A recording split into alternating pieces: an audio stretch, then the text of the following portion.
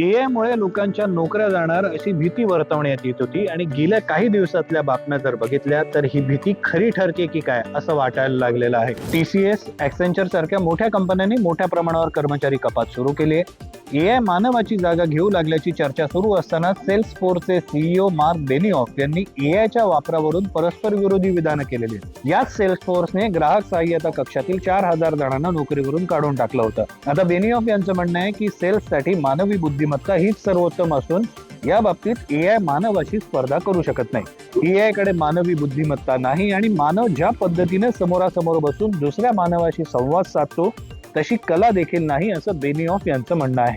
येत्या काळात एआय वर प्रभुत्व मिळवणं हे सगळ्यांसाठी गरजेचं ठरणार असून ज्यांना एआय कळत नाही त्यांच्यावर अशाच पद्धतीनं बेरोजगार होण्याची टांगती तलवार राहणार आहे. आणि असं होऊ नये यासाठी सोप्या भाषेमध्ये क्लिष्ट एआयच्या संकल्पना एआय शपथ खरे सांगेनद्वारे मी तुमच्यासाठी घेऊन येणार आहे. हा व्हिडिओ अधिकाधिक लोकांपर्यंत पोहोचावा यासाठी तो शेअर करा आणि आम्हाला सगळ्या सोशल मीडिया प्लॅटफॉर्मवर फॉलो आणि सबस्क्राईब करायला विसरू नका. धन्यवाद.